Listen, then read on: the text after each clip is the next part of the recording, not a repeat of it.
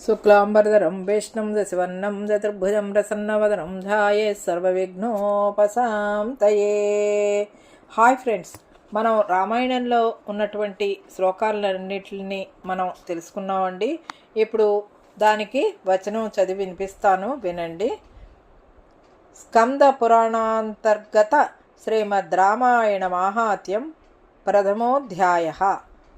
ఈ సమస్త జగత్తునకు శ్రీరాముడే శరణ్యుడు.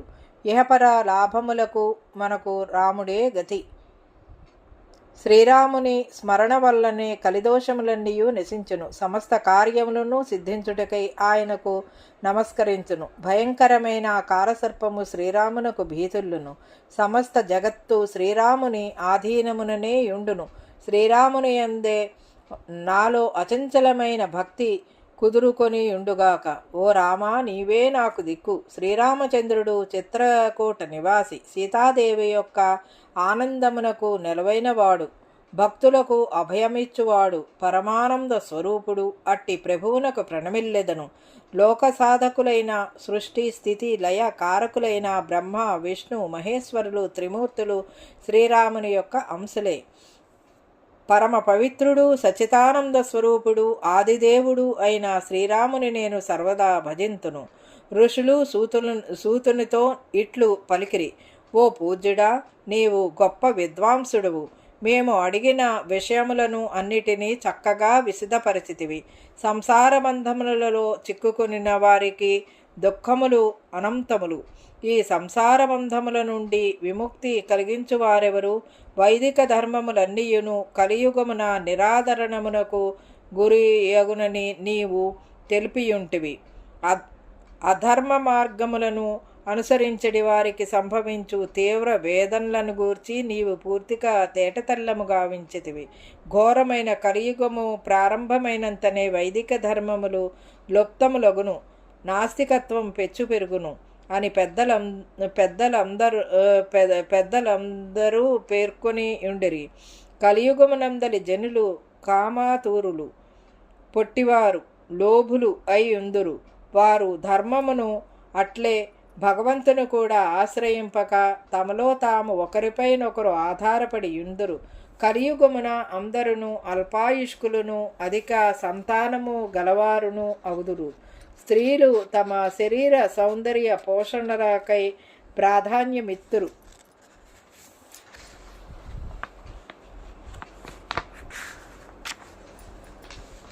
వారు స్వార్జితము మీద ఆధారపడి జీవించుటకై ప్రాకులాడుచుందురు. లావణ్యమును సాధనముగా చేసుకొని వేశ్యావృత్తిని అవలంబించుటకును సిద్ధపడుచుందురు. స్త్రీలు పతియాజ్ఞను లక్ష్యపెట్టక ఇతరుల ఎండ్లకు స్వేచ్ఛగా తిరిగి వచ్చుచుందురు. వారు స్వయముగా శీలము లేని వారై దుశ్శీలురైన పురుషులను కాంక్షించుచుందురు.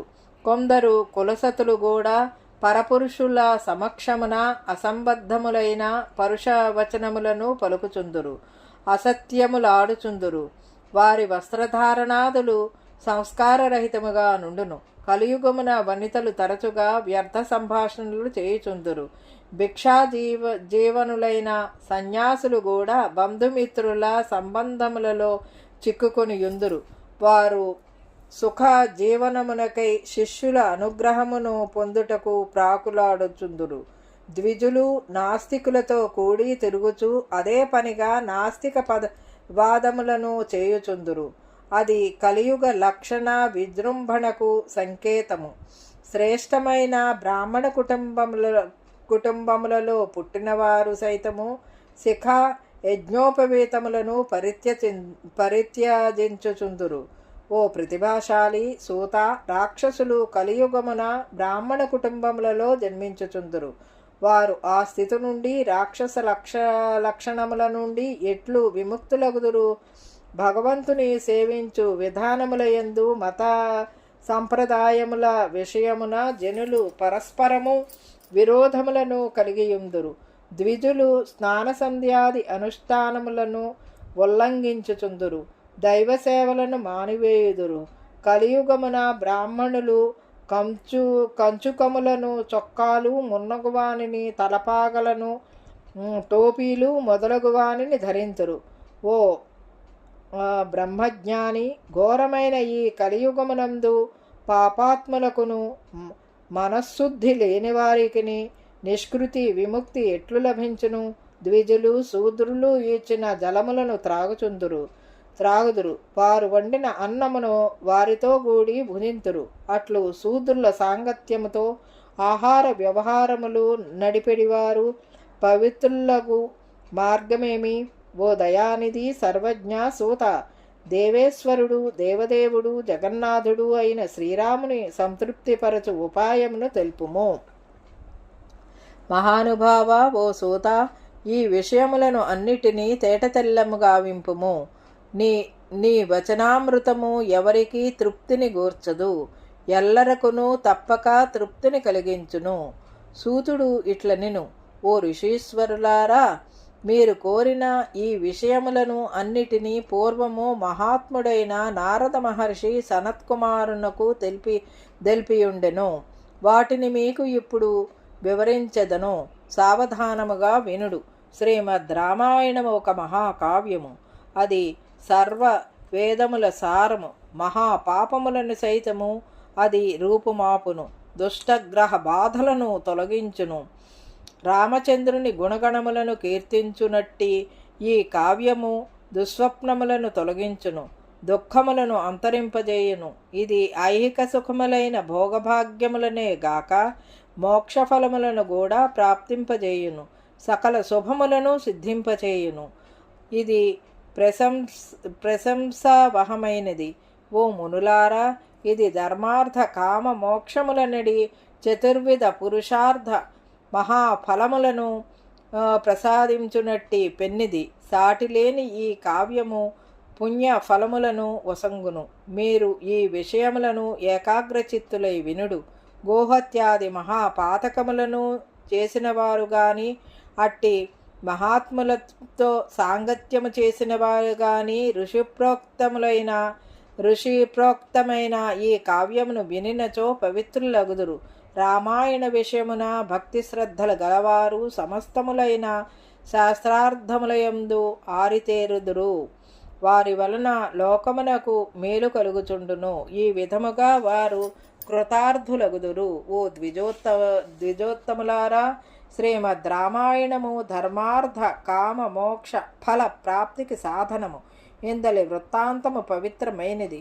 మానవులెల్లరూ భక్తి నిరతులై వినదగినది. పూర్వ జన్మలలో చేసుకొనిన పాపముల నుండి విముక్తులైన వారికే ఈ జన్మలో రామాయణమునందు ప్రీతి జనించును. ఇది తథ్యము. పాపబంధములలో చిక్కుకొనిన వాడు రామాయణ వృత్తాంతము ప్రారంభము కాగానే దాని ఎడ నిరాదరణ చూపును.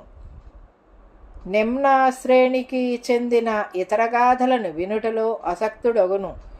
తత్ఫలితముగా ఆ మార్గములోనే ప్రవర్తించును. కనుక ఓ బ్రాహ్మణోత్తములారా, రామాయణము అను పేరుగల సర్వశ్రేష్టమైన ఆ కావ్యమును వినుడు. దానిని వినుట వలన మనుజునకు జనన మరణ భయములు దూరమగును, వార్ధక్య భీతియు ఉండదు.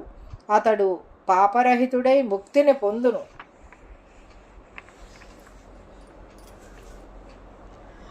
ఆ రామభద్రుని వృత్తాంతము ముఖ్యమైనది, సర్వశ్రేష్టమైనది, వరములను ఇచ్చునది. తన యొక్క ప్రభావముచే సమస్త లోకములను వికసింపజేయునది. ఆ ఆదికావ్యము కోరిన కోరికలను తీర్చు కల్పవృక్షము కావున ఆ కావ్య గాథను విన్న మానవులు పరమపదమును చేరుదురు. ఆ పరమాత్మ బ్రహ్మ విష్ణు మహేశ్వరుల స్వరూపములలో సృష్టి స్థితి లయములను నెరపుచున్నాడు.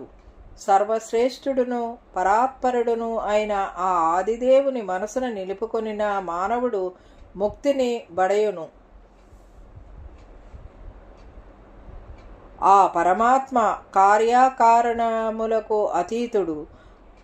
నామ రూప జాతి భేదములు లేని సర్వోత్కృష్టుడు.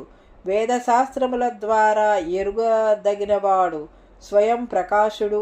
పురాణములు వేదములు ఆయననే వర్ణించును. ఈ రామాయణ కావ్య పఠనము ద్వారా అతడు లభ్యుడు. ఓ మహర్షులారా, కార్తీక మాసమునందును, మాఘమాసమునందును, చైత్రమాసమునందును, శుక్లపక్షమునందలి పాడ్యము మొదలుకొని 9 దినములు పగటిపూట అమృతతుల్యమైన రామాయణ గాథను శ్రవణము చేయుట మంచిది. శుభదాయకమైన శ్రీరామ వృత్తాంతమును ఈ విధముగా ఆస్వాదించిన వారికి ఉత్తమములైన మనోరథములన్నీయును ఈడేరును. అతని సకల పాపముల నుండి విముక్తుడగును. మరియు అతనితో పాటు అతనికి పూర్వులైన 10 తరముల వారును తరువాతి 10 తరముల వారును పరంధామమును చేరుదురు. అట్లు చేరిన వారికి ఇక ఎన్నడూను దుఃఖములే ఉండవు. చైత్ర కార్తీక మాఘ మాసములయందు గల శుక్లపక్షములయందు పాడ్యము మొదలుకుని 9 దినములలో రామాయణమును పారాయణము చేయుట మిగుల ఫలప్రదము. అట్లే దీక్షతో దానిని శ్రవణము చేయుట వలన కూడా తత్ఫలితము లభించును. ఆదికావ్యమైన రామాయణ కావ్యము స్వర్గ సుఖములను ప్రసాదించును, మోక్షమును ప్రాప్తింపజేయును. ఘోరమైన కలియుగమునందు వర్ణాశ్రమాది ధర్మములన్నీయు అడుగొంటును. అందువలన జనులు ఏపర లాభములకై వరుసగా 9 దినములు రామాయణ కథా శ్రవణము చేయవలెను. ఓ మహర్షులారా, దుర్భరమైన ఈ కలియుగమున రామనామ జప తత్పరులైన వారు తత్ప్రభావమున కృతార్థులగుదురు. వారిని కలియుగ బాధలు అంటవు. రామాయణ కథ పఠన శ్రవణములు జరిగడి గృహము ఒక పుణ్యతీర్థమై ఒప్పును. దుష్టులు సైతము ఆ ఇంట అడుగుడినిచో వారి పాపములు అంతరించును. ఓ తపోధనులారా, శ్రీమద్ రామాయణమును భక్తి శ్రద్ధలతో శ్రవణము చేయునంత వరకును జనుల యొక్క దేహములు పాపభూయిష్టములై ఉండును. రామాయణ గాథను పఠన శ్రవణములు చేసెడి బుద్ధి కలుగుట దుర్లభము. కోట్ల కొలది జన్మల పుణ్య ఫల ప్రభావముననే జనులకు ఆ అదృష్టం పుట్టును. ఓ ద్విజోత్తములారా, చైత్ర కార్తీక మాఘమాసములయందు శుక్లపక్షమున క్రమముగా 9 దినములు రామాయణ గాథను వినుట వలనను సౌదాసుడు శాప విముక్తుడయ్యను. గౌతమ మహర్షిని అవమానించుటచే కలిగిన శాపము వలన సౌదాసుడు అనువానికి రాక్షస రూపము ప్రాప్తించెను. రామాయణ శ్రవణ ప్రభావమున అతనికి ఆ శాపము నుండి విముక్తి లభించెను. రామభక్తి తత్పరుడై ఈ గాథను సావధానముగా వినిన మనుజుడు మహాపాపముల నుండియే గాక ఉపపాతకముల నుండి విముక్తుడగును. శ్రీ స్కంద పురాణాంతర్గత ఉత్తరఖండమునందలి నారద సనత్కుమార సంవాదమునందు రామాయణ మాహాత్మ్యమున కల్పాను కీర్తనము అను మొదటి అధ్యాయం సమాప్తం. ఇదండి ఈనాటి వీడియో. ఈ వీడియో కనుక మీకు నచ్చినట్లయితే లైక్ చేయండి, షేర్ చేయండి, కామెంట్ చేయండి, సబ్స్క్రైబ్ కూడా చేయండి. మరిన్ని వీడియోలు కావాలంటే బెల్ ఐకాన్ని నొక్కండి. ఇలాంటి వీడియోలు చేయాలంటే మాకు మీరు మంచి మంచి సూచనలు సలహాలు ఇవ్వాల్సిందిగా మనవండి. Thank you very much.